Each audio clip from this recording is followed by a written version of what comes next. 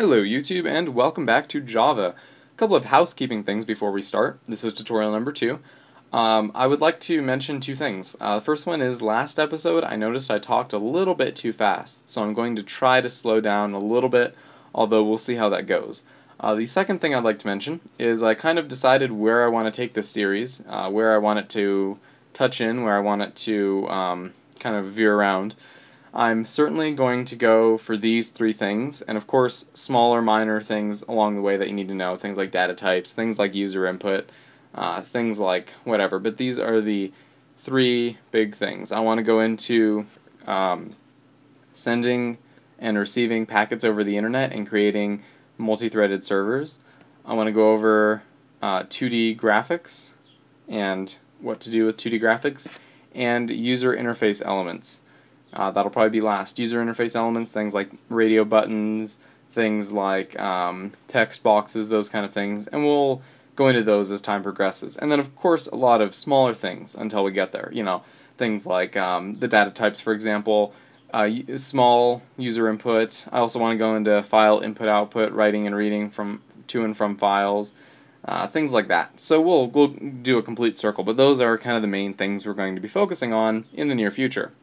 So, today is about data types. Data types are very important. You really need to know 4 of them. There are 8. You only need to know 4 for almost anything you're ever going to do in Java. However, the other ones are available and they aren't useless. They have their places. So, what is a data type? Well, data types, specifically primitive, the ones we're talking about today, are data types that are built into Java, and a data type is basically, when I say built in, I mean you don't have to import it or anything. It's already there for you. You don't have to create an object and instantiate it. Everything is done for you, where it reserves the memory spot and whatever. So, a data type is basically a container for holding some kind of information. Like what? Like a number, like a character. So, let's talk about what this means for us and what they are. There are 8 data types, like I mentioned, that are primitive. Primitive, built-in, not based on any other data types. Something like a string we'll go over later. It is actually not a primitive, though a lot of people think it is. So the first one is a byte. A byte is basically an 8-bit signed integer, no decimals. The minimum value is -128 and the maximum value is 127. Why 127 instead of 128? Because it includes 0, and those are inclusive. You can have a byte equal to 127, but not 128. A short is double the size at 16-bit, giving it basically a range of -32,000 to +32,000-ish. It's actually -32,768 to +32,767. So, the next one, and this is the most common one you will see, is an integer. The integer, it's a 32-bit signed 2's complement integer. The minimum value is around 2.147 billion, with the positive being 2.147 billion. That's huge. Probably won't use that for everything, but it takes care of the bulk of any kind of numbers you're going to be storing. The next is a long. It's 64 bits, and the minimum value is -9,223 quadrillion. That is huge, with the positive value being 9,223 quadrillion positive. That is inclusive. And of course it's a little bit over, but that's a round estimation. You really don't, if you're having to worry about what's after, they say 9 quadrillion, if it's any more than 9,000 quadrillion, you need to worry about getting a bigger data type. And what fills in there? A float. A float is a single precision 32-bit. Floating point, that can have decimals. If you need to use decimals, you either use a float or its big cousin, the double. Mostly people use only ints and doubles. Why? It's easier. You don't have to remember all these different things. You don't have to worry about putting L for long and whatnot. The float is huge. I'm not going to even worry about how big it is. Same with the double. They are both huge, although the double is 64-bit while the float is 32-bit. So double is huge. I think somewhere in the range of 2 to the 302nd power. So, what does this mean? Well, basically a double is a double precision floating point, which means it can have a decimal. So if you ever want to have something with a decimal, 6.2 is a very small number, but guess what? It has a decimal, so you need to use a double. Anything like say fractions, decimals, or anything bigger than an int or smaller than an int, is probably going to require the use of a double, because people simply use two data types in Java. The other ones are available and good to know, but there's 4 primitive data types people use. 2 of them have to do with numbers, and those 2 are ints and doubles. Anything else, really not very useful to know unless you're trying to really be conservative with memory. Like say you were creating an array of 100,000 or a million of a number with a decimal. Well, you're going to have a hard time with double. Try a float. You're going to use half the memory. By memory, I mean RAM. So, something to keep in mind. The other 2 primitive data types that are not numbers are Booleans. Those are either true or false. And char, C-H-A-R, char. It's short for character. Basically, char is 4 letters long, character is 9 letters long, just like int is a shorter version, char is a shorter version of character because it's faster to type. So that's a 16-bit Unicode character. Basically, any of the letters, any of the numbers, symbols like the parentheses, the asterisk, it's pronounced asterisk, by the way, not asterisk, the brackets, curly braces, the comma, period, semicolon, any of that, those are all characters and covered by the char data type. So, let's put these into a bit of use here. Let's say we have int my int equals 4. Now, looking at that, it looks pretty simple. It's, only what? A couple characters long. It's not even, it doesn't even have decimals or anything. It has a single equals sign. What do we know a single equals sign means? Whatever's on this side is equal to this side, correct? Well, is it really? Technically no, because this is a pointer to a memory space, but yes, this integer points to this value. So what is the Java virtual machine? Because that's where Java code runs, or Java code. That's where it runs. Java bytecode specifically. It's compiled down to bytecode. Don't have to worry about that. Although you can write bytecode yourself, it's quite a lot easier to write Java instead of Java bytecode. So int my int equals 4. What is this line doing? Well, and then a semicolon of course ends it. The Java virtual machine, JVM, looks at that and says, alright, you want to create an integer. Alright? It tells Windows, hey Windows, or hey whatever operating system you're on, I need, well, what was an integer? An integer was 32 bits of data. I need 32 bits reserved on the memory. The operating system says, alright, here you go. And it gives it a pointer. It tells it, here's the pointer, here's where it's stored in memory, here's the location. That's like saying, here's a map to it. Here's where it is, here's its address, its memory address. And Java is now holding that memory address. And it says, alright, my int points to this. So whenever they call my int, they're talking about this. So it associates the phrase my int, essentially, with that memory pointer. Then it says, and what do they want to set that to? 4. Alright, great. So they take the value of 4 and they plop it down into, basically, your memory space. And so what does that look like in memory? Well, it looks like a bunch of zeros, then 1, 0, 0. Since it's 32 bits, it looks like 29 zeros, then a 1, then 2 more zeros. I'm not going to type that out. You don't need to know that. You don't have to worry about that. But that is the binary representation of 4 for a 32-bit integer, or 32-bit number. So, what if I want to have a decimal? Well, what if I put a decimal in here? Well, that's not going to work. It underlines it in red. What does that mean? Compiler error. 4.3 cannot be assigned to an integer. However, we can cast to an integer. Doing this, enclosing int in parentheses, almost like multiplying it, casts it to an int. It takes whatever this is and sees what it has to do to convert that to an int. What does it do? It truncates the decimal. So let's do system.out.println my int, like that. So what does this do? Well, earlier you saw us do system.out.println with a string. It's the same idea, except we're not printing out my capital I lower nt. We are printing out whatever this points to. If we had quotes around it, we would be referring to this literal string, this string literal, my int. But without quotes, it is pointing to a location in memory, which we talked about earlier. So, if we have 4 here, what does it print out? 4, like expected.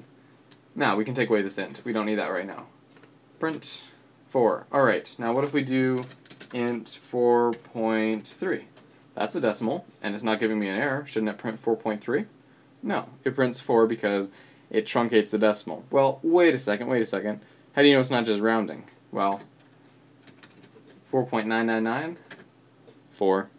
It truncates the decimal. Now, if you put enough 9s, eventually, with computation errors, you will get 5. But, however, for general purposes, this is truncation. 4. If you need, add a couple more 9s, still 4. So, integers are single numbers that have, not single digits, but single numbers. We'll get into multi-number data types in a bit, multi-object data types even. Single numbers that are in that range of basically negative 2.147 billion to positive 2.147 billion. That's a huge range. Probably won't need any numbers bigger than that when you're starting Java. However, at some point you will need decimals for sure, and at some point you will have numbers that get bigger than that. Say a money balance in a game, or say the system's current time in milliseconds will be a lot larger than that. That's actually going to be a long. However, you can use a double to store it. So, that's the integer creation. Now, what if we want to do some math on it? Well, whenever we call it, when you have algebra and you say x plus y equals 4, and then at some point you say let x equal 7, you want to know what y is. So what do? You say, well, what is x? X is 7. So you substitute 7 in. So you say, alright, x plus y equals 7 equals 4. 7 plus y equals 4. Now, I'll subtract 7 from each side, so minus 7, minus 7. I now have negative 3 on one side and y on the other. Y equals a negative 3. Simple as that. So, this is a lot like algebra. My int equals my int plus 4. That's going to give us 8. Let's do 5, so we get 9. I like the number 9. Now you're saying, well, wait a second, isn't it going to replace it and then get stuck in an infinite loop with recursion? If you don't know what that is, don't worry, we'll cover that. No, it's actually, the way it does any kind of evaluation is it says, alright, well, what is this? It calculates before it assigns. The equals is the assignment operator. It's saying assign whatever is to the right of me to whatever is to the left of me. The equal says assign my int plus 5 to my int, the result of my int plus 5. With something like this, it grabs my int, which is 4, adds 5, then sets its value to 9. So it doesn't get into any weird recursion. Watch this. 9. Now, what if we want to do multiplication? Multiplication is the asterisk. 20. 4 times 5 is 20. Subtraction. 4 minus 5. Negative 1. And finally division. 4 divided by 5 is 0. Why is 4 divided by 5 0? That's not possible. Well, yeah, it is, because this automatically assumes you're trying to cast to an integer, so it truncates. Keep that in mind. So, that's how you use integers. What about a double? We want to use decimals. Double my int. Let's change that to my double. And change this to double. And set that to 4.77. And it works great. Now remember we had an issue with division? Let's try now. Ta-da! 0.954. Now, what if I set this equal to an integer value and try the division again? 0.8. Since it's a double, it doesn't truncate any decimals there. Now, what's a shortcut? Because obviously this sounds kind of redundant. My double equals my double divided by 5, blah, blah, blah, blah, blah, my double, my double. What if you have a shortcut that says, hey, I only have to type my double once and it'll do division. Divide equals 5. Watch, you'll get the same result, 0.8, 0.8. My double divided equals 5, or plus equals 5, minus equals 5, or asterisk times equals 5, or times equals 5, is saying my double equals 5 times my double. It's kind of a convoluted way. It takes a little bit of working with to get used to, but it will save you a long time when you're trying to increment something to, instead of doing my double equals my double plus 1, my double equals my double plus 1, my double plus equals 5, or plus equals 1, or plus equals my double, or any other variable, or an expression in here, my double plus equals my double times 7 divided by 4. That adds an extra my double in there. So you can have anything on this side, but plus equals adds whatever's here originally before doing assignment. So let's get rid of that. What about strings? What is a string? Well, a string is a non-primitive data type. A string is an array of letters, of characters. And what's an array? It's basically a list of a bunch of things. An array is similar to saying, look at an egg carton. We'll look at an egg and say, alright, say this is primitive, this egg, primitive data type.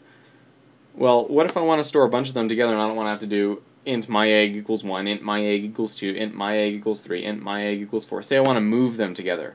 I want to pass them somewhere, and someone can open it up and see all my eggs without me having to give each egg to them. You know, grab an egg, run over there, put it in their pocket, grab another egg. Why would you put eggs in a pocket? Grab another egg, run over there, give it to them, run back, grab another egg. You don't want to do that. You want to send them all together. Well, that's why we invented the egg carton. Wasn't that an amazing invention? So what does an egg carton do? Well, it stores a bunch of eggs. What does an array do? Well, it stores a bunch of objects. Is an egg an object? Yeah. So is a milk carton an array? Or egg carton an array? Yeah, technically. Odd way to look at it, but by the property of equality we can say yes. But anyhow, we can create an array and say int array my array equals basically int array my array equals new int 4 or 5 in brackets. What does this do? This creates an array with a length of 5. That means it has areas to store 5 integers. Just like an egg carton of 5 would hold 5 eggs. That'd be a really weird shaped egg carton, unless it was some kind of cool circular thing, then you lose area in the middle and it looks like a donut. But at any rate, we can create an array of size 5, and then it can hold 5 integers. So what happens here? It says, hey, Windows, I need 5 spots to store integers in, plus a little bit of overhead memory for storing the actual overall kind of array idea over it. But basically, I need 5 integer places. That's the important part. 5 integer places, Windows, and Windows says, alright, here you go, here's the pointers.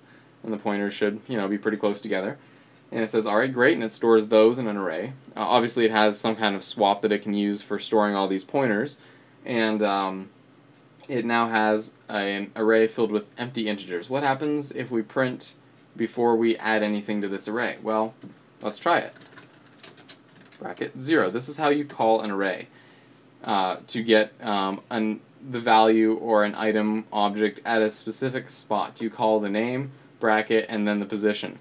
Positions start counting at 0. So an array of size 5 is going to be 0, 1, 2, 3, and 4. Those are the valid slots. Starts at 0, ends 1 before this number. So my array 0 should print out what? 0. Whenever you create an integer array, it basically makes every single spot's value to be 0. Now, what if we do this? My array 0, just like as if it was space equals. You don't have to, but it just looks nicer. What if we did something like we were setting an integer equal to something, and it was called my array. We'd do my array equals 3. Well, since my array bracket 0 close bracket, open bracket, 0, close bracket, points to a certain integer in memory, why can't we just use assignment like that? Well, the answer is we can. So watch this, and 3. It is assigned. You can use things like for loops or whatever to iterate through them. We will go over that later, don't worry about that for now. But for now, know that that is how you make arrays, and it's very simple. And so there are also other ways. There's something called an array list, which is similar, but it's not limited in size. You can keep adding to it and inserting basically elements, but we'll get to that at some point later on. So let's just delete this. We made an array. So what does a string do? Well, it basically, actually let's pull this back up for a second. What does a string do? Well, it makes, instead of an int array, it makes a string array, and instead of 5, it uses the length of the string. If you have hello world, HELLO 5 space 6 WORLD, that's another 5, so 11. Then if you have an exclamation mark, that's 12. So it would do string array my array equals new string array of size 12. That's what it's doing behind the scenes essentially. And then it fills, and then it iterates through and says, all right, what's the first character they gave us? So myself, what's at spot 0 in me? All right, capital H. So then it says, all right, the new array I created, pointer in memory, I would like that position number 0 to hold a capital H. And it goes from there. So when we create string, my string equals hello world with the exclamation mark, it is creating an array and storing in position 0, capital H, position 1, lowercase e, position 2 and 3, lowercase l's, position 4, lowercase o, position 5, a white space character or a space, etc. And at position 11, not 12, but at position 11, an exclamation mark. So when we call my string, and when we call the memory pointer to return whatever's there, it basically reconstitutes this. It takes the letter in the character in each spot, iterating through to the size -1, length -1 of that string, to basically create a list or a group collection, a ordered list of characters, and it prints out hello world. Now, what about doubles? Doubles are, or sorry, not doubles, what about Booleans? Booleans are true, false. So, bool in my bool equals true. What does that do? Creates a Boolean space in memory and says basically, hey guys, I want a Boolean and I want it to hold the value true. Alright, you can do the same for false. Whenever you see text highlighted in purple, that means it's a keyword. Public, class, static, void, Boolean, false, true, for, if, when, and, or I don't know about and. No, not and. Alright, sorry about that. Not and. But all those, anything you see in purple is going to be a keyword. You cannot name variables these keywords. You can't have Boolean false equals true. No, you can't have Boolean false equals false. It's saying, hey, you can't use false. I like the word false and it's mine. I own it. You can't use that. Oh, alright then. I'll call it false too. Fine by me.